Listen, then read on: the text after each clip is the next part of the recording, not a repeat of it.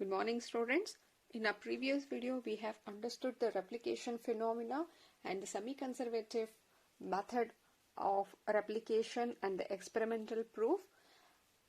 Here, replication, that is a synthesis of a copy of a DNA, was a autocatalysis property of a DNA.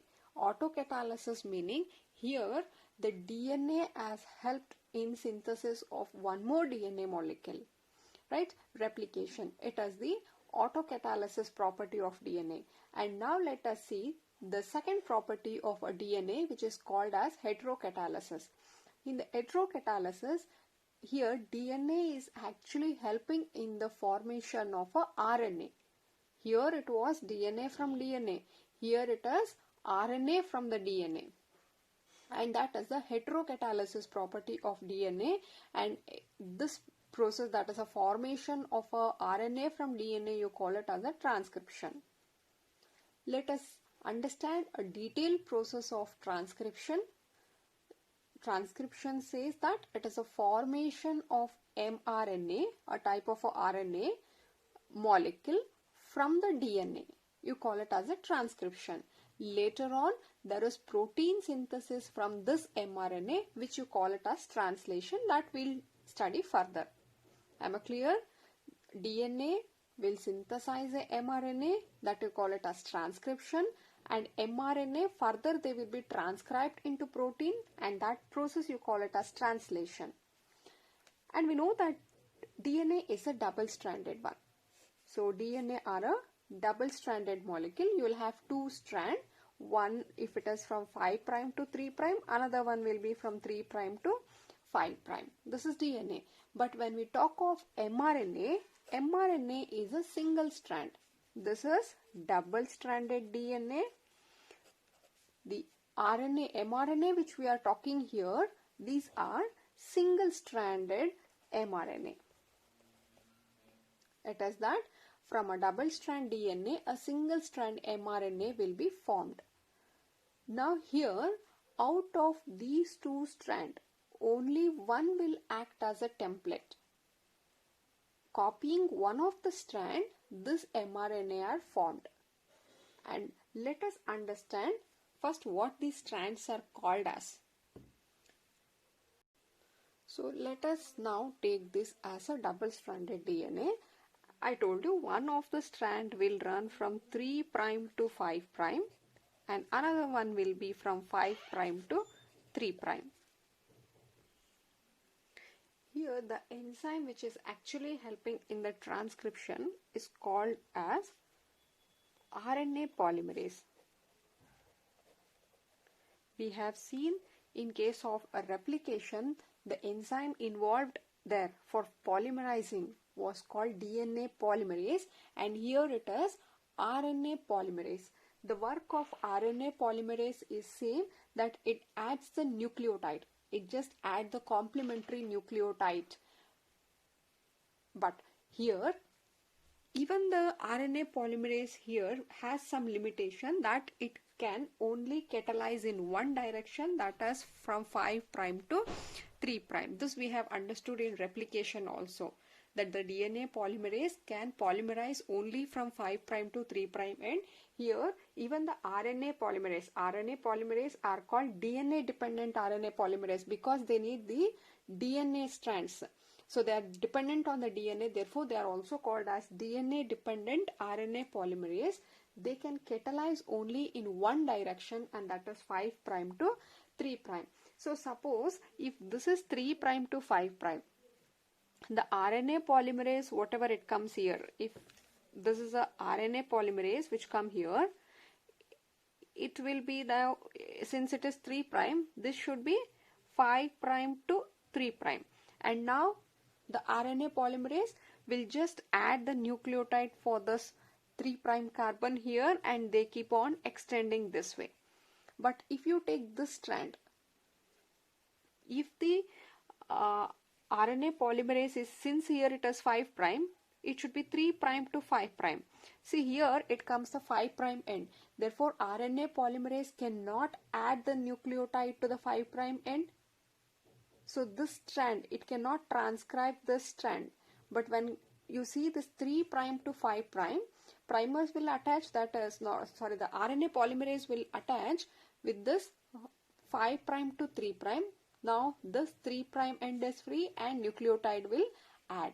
Therefore, out of these two strands, RNA polymerase can polymerase only one of the strand, and that strand will be the strand which is running from 3' to 5', because they can add the nucleotide only in this direction.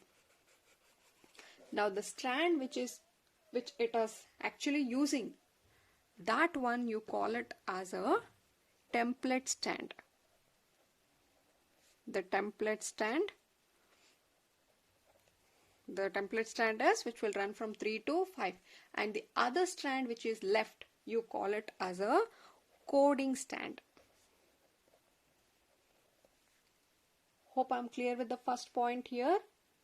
Formation of mRNA molecules from the DNA, you call it as transcription.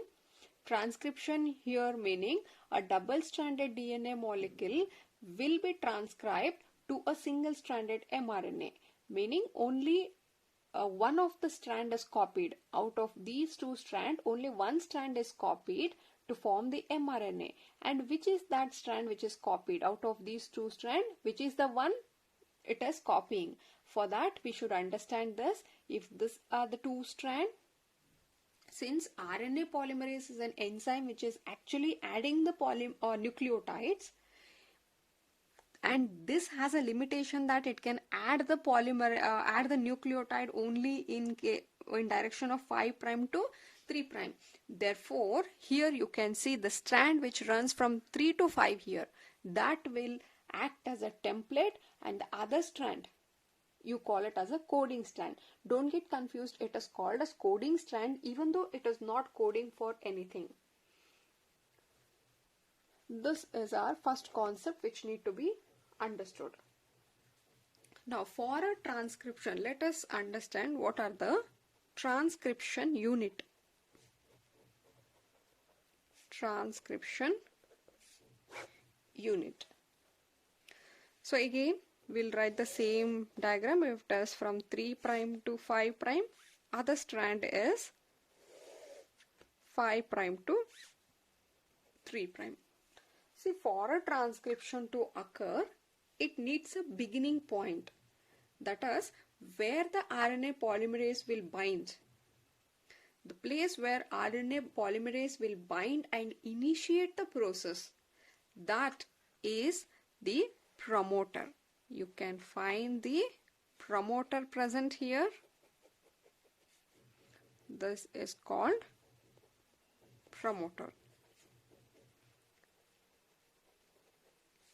So this marks the beginning of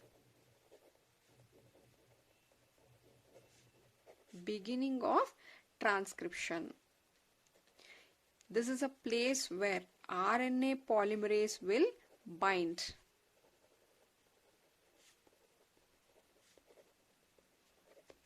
Right? So the promoter is a region where this RNA polymerase will bind and it will start the transcription.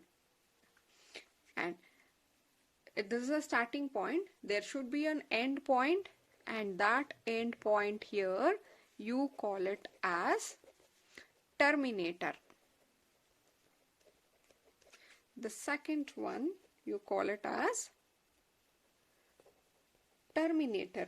This marks the end of transcription. End of transcription. This is a starting point and this is a ending point. RNA polymerase will come and sit here and it will start transcribing, and it keeps on transcribing until it gets this terminator. Once it gets the terminator, it will stop the process there. So this is a starting point and this is our ending point. And in between, whatever you find, this space between here, from here to here, that you call it as the structural gene. This is a sequence which is going to get transcribed. So this is actually the part of the DNA because entirely this is nothing but DNA, and this is a part of the DNA that is actually transcribed. That is actually transcribed. See here you can see that where is the promoter located. If they ask you where is the promoter located, and out of these, again here the strand which runs from 3 to 5, what we called it as a template strand, and the other one you call it as a coding strand. This is our template strand, right? So now the promoter region on the template strand, if you consider template strand and say, we can say that the promoter is attached towards the 3' end for the template. But if you consider the coding strand, that is attached to the 5' end of the coding strand promoter. I'll repeat, for the template strand or on the template strand, the promoter is attached to the 3' carbon here, but for the coding strand it is to the 5'. Similarly, if we consider the terminator, it is opposite. For the template strand it is towards the 5' end, for the coding strand it is towards the 3' end, and the middle portion, which actually this is the one which is going to be copied, and that you call it as the structural gene. And if a transcription has to occur, it need these 3 things. One, it need a promoter, and it need a terminator, and in between it need the gene which has to be transcribed. And this 3 together you call it as a transcription unit. This is one unit. Now let us understand what exactly we mean by the gene. Here, gene is a part of a DNA which will code for a TNA or rRNA molecule. Otherwise, you can say it's a segment of a DNA which will code for a protein. So cystone, these are the segment of DNA that contain genetic code for a single polypeptide. See, what we are telling here is, if this is a DNA, if you consider this entire stretch is a DNA, and this might be the gene here. This is a gene which is going to be converted into mRNA, and then this is a mRNA, and now mRNA will finally get translated to protein. So this gene here, segment of DNA, it is a segment of DNA, entirely you call it as a DNA, and this is a segment of the DNA that contain a genetic code. It has certain information, they have the information present on them which is being converted. So the whatever the genetic codes are, the coded language here, they are there, and that is been converted or coded into a protein through this mRNA. Now this is a gene which will code for some particular protein here, and this unit you call it as a cystone. On a same DNA there can be one more gene present here. This might be one more gene present. This will further again, this can also be transcribed into mRNA, then it is translated into a protein. So now this one you call it as a one cystone. This is the another cystone. So in case of eukaryotes,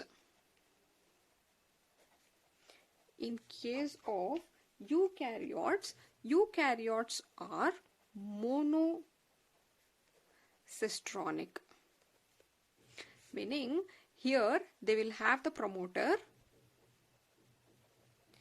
and they will have a gene here, then they have this terminator. There is only one gene present between the promoter and terminator, that you call it as a monocistronic. But in case of prokaryotes, they are polycistronic.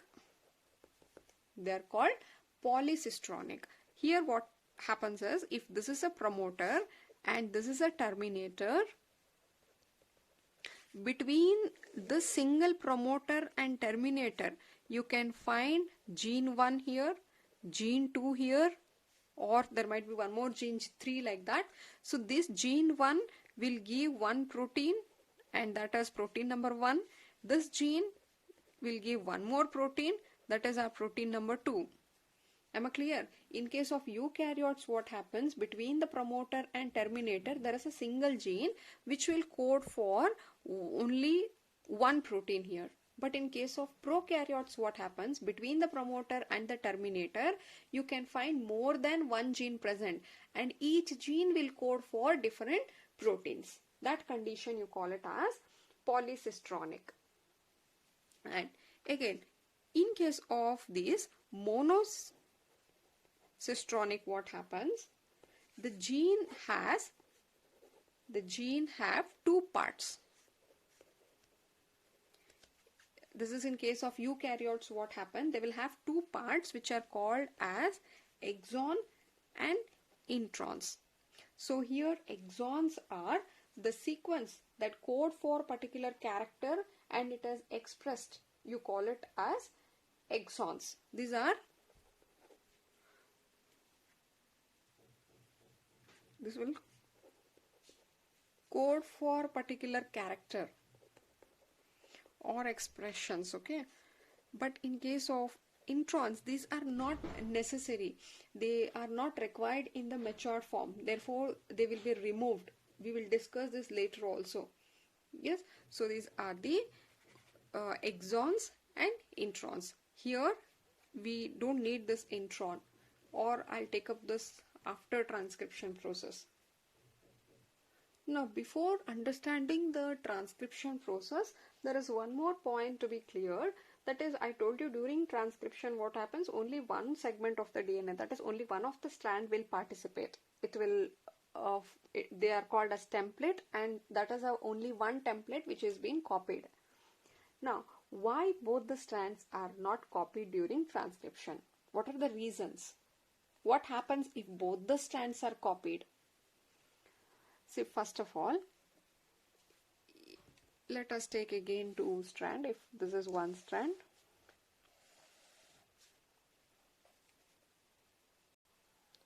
suppose if this is a sequence present on the one of the strand, what will be sequence on the other strand? We know they are complement.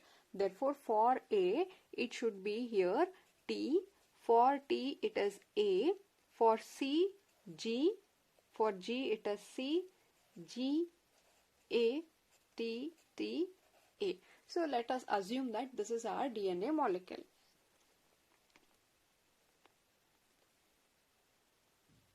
And if both are transcribed, so what will happen? For A, what you get as, you should get T in case of DNA, but what we are producing is RNA. Therefore, instead of T, it is replaced by U in case of RNA. Therefore, here what we get is, it will be U. For T, it is A.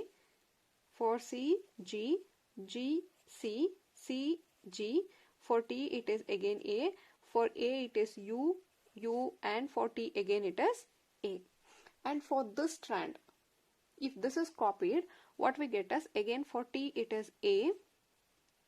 And for A, it is T. For G, it is C. For C, it is G. For G, it is C. For A, it is, sorry, you should get U here because we don't have thymine in case of RNA. For T, it is A.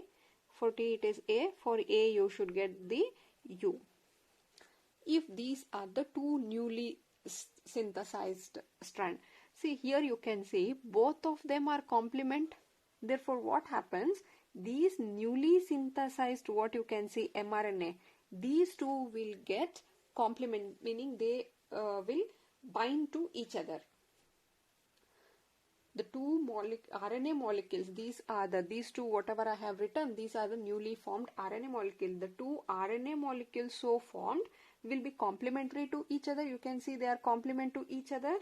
Hence, they would end up forming a double-stranded RNA. Now what we have got? We have got double-stranded RNA, leaving the entire process of transcription futile, meaning the transcription cannot happen here at all, because these two are complementary, they will bind and they will come out, and these two are complementary, then now it forms a double stranded DNA. Now there is no template or no space available for the transcription to happen. So this is one reason why both the strands are not transcribed. And second one, here you can see the genetic codons, the codes are usually read in triplets. So if these three are, you call it as one code, this is the second code, and this is our third code. This code will code for one amino acid. Similarly, these triplet codon will code for one more amino acid. This will code for the other amino acids. Suppose now you want the same amino acids to be formed. TAG will code for one amino acid, these three will code for the second, and these three will code for another amino acid, and these amino acids will join together to form a protein. Now suppose if we want the same amino acid and the same protein, so what is the complementary which is formed to this? Now here these three will form one code, this is the second code, and this will be the third code. You can see here this code is entirely different from this. This is different from this, and this is different from this. Therefore, this will code for a different amino acid, not this. It will code for a different amino acid. This is going to code for the different amino acid, and this for the different. Now, when you join these different amino acid, whatever protein you get, that is different from what we were expecting. But if you take here this one here, you can see here these are same, except that you can see here it is UAG, but here it is TAG. It is same. Since it is a RNA, instead of T you have got U. Otherwise, rest thing you can see here it is UAG. AG is here. If you see here it is CGA, here also it is CGA. It is entirely same. Therefore, it will code for the same amino acid what we get here. And here also if you consider it as only that, instead of T you have got U. Otherwise, remaining everything it is same, and you are going to get the same amino acid what we were expecting. So once if you join these amino acids, and that protein what we get will be same as that of this. So that is the reason why now here this one here will actually act as a coding, and this is the one which is used as a template. Right? If both the strands get transcribed at the same time, since the sequence of amino acids with a different would be different in both, that is due to complementary, then two RNA molecule with a different sequence will be formed, which in turn give rise to two different protein. I told you if this is transcribed, whatever protein we get from this is different from what protein we have got from this. We were expecting protein which is similar to this one. Therefore, we need to take the other strand, not this, the other strand, the opponent strand. If you consider the mRNA which you get, if they are transcribed, you are going to get the same protein which this will give. Therefore, this one will act as a template, and this one is a coding strand. So understand all this basic concept very well, and in the next video we'll exactly take how transcription occur. Yes, just go through a quick revision here. Autocatalysis, formation of a DNA with the help of a DNA is autocatalysis. Formation of RNA from DNA is called heterocatalysis property. Now transcription is formation of mRNA molecule from the DNA. You call it as transcription. So from the double-stranded DNA you get a single-stranded mRNA, and that is the transcription. So now out of two strand, double strand what you see, one of the strand will be template strand and one more will be the coding strand. And how to decide which is a template and which is a coding strand, that depends upon the RNA polymerase enzyme which is used in the transcription. RNA polymerase also have the same limitation like DNA polymerase, that it can polymerize only in 5' to 3' direction.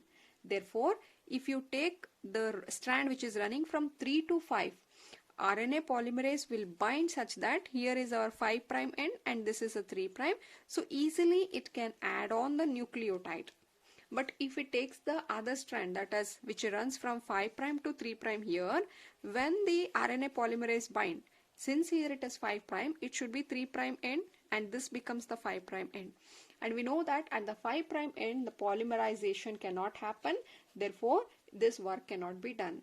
Therefore, the strand which is running from 3' to 5' will be said as template strand. The other strand which is not coding for anything is called as a coding strand. This is the first thing which you have to understand. And second, I told you if a transcription has to occur, you need this basic things. These act as a single unit. So if a transcription has to occur, you need a starting point and then you need a end point. And in between this one you call it as a gene. This is a gene which is actually going to get transcribed. This will be begin from one point and that you call it as a promoter, and it will end at one point, you call it as a terminator. It is the RNA polymerase will recognize the promoter and it will bind and it will start the transcription process. It keeps on transcribing until it get the terminator. Once they get terminator, they stop the process. And whatever it has been transcribed, you call it as the gene. Now, gene is a part of a DNA which is actually going to be transcribed. If I say one cistron, see here you can see this is a one gene which will actually be converted into mRNA then to a protein. So this single polypeptide, meaning we are talking of the protein. So now you can see this segment is going to code for the protein and this segment you call it as a cistron. In case of eukaryotes, they are monocistronic, meaning between a promoter and terminator you will have only a single gene. In case of a prokaryotes, you have many genes. You can have more than 2, 3, 4 genes in between a promoter and the terminator. This condition you call it as a polycistronic. In monocistronic, there will be both coding sequence as well as non-coding sequence. The non-coding sequence are called as an introns, which will be removed.